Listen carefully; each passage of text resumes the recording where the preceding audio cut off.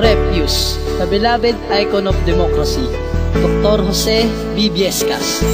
This rhapsody, a musical tribute, is dedicated to the late President, Madam Corazon Coresi Aquino, in commemorating the 25th anniversary of EDSA 1. As our heroic muse of this historical event, she made us all Filipinos proud.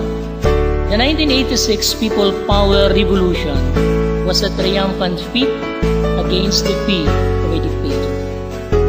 Tita Cory, we respectfully pray that as you rest in peace, may the loving Father and His equally merciful Son, Jesus Christ, our Savior and our Lord, to lord it over and rest those who masterminded the feat of EDSA 2, for it was too much for them to prostitute the rule of law.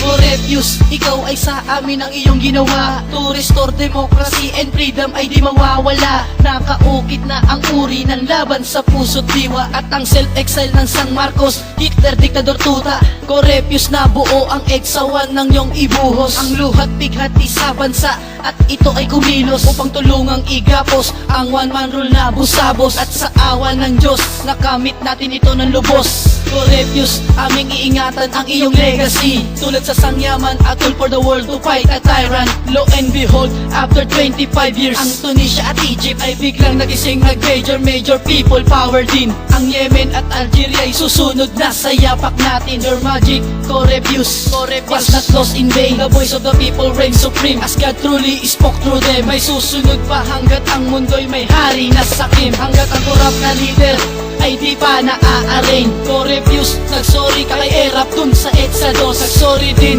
ang isang obispo ng Lubos sa Taos. Pero ang umago ng pansin ay ang boses na paos. Nang ito'y mag-I am sorry sa kinantang Hello Guards. Corepius, iisa ang ating diwa at damdamin. Wala kaming lakas ng loob na ikaw ay limutin. Pagsuyong busilak at wagas kay sarap kulitain. Ang henerasyong susunod may aral na pupulutin. Corepius at 100 that is in 23rd will tell the ad tale of our non-violent monumental tale. And the Pinoyness of the global village deserves a highness. High to the Queen, times one of the centuries, woman of the world. It's time we honor the Queen. We really have. Ikaw ay sa amin ang iyong ginawa. To restore democracy and freedom ay di mawawala. Walang lulunas upang lumimot. Pagsuyong mo sila, dalisay at taos.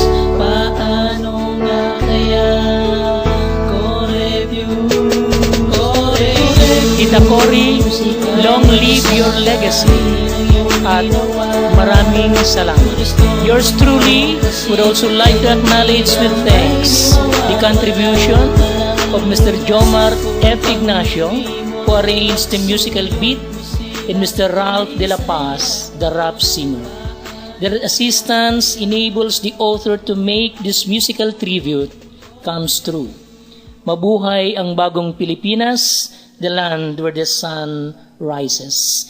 The transformed sun will rise soonest with bowls of rice. JBB.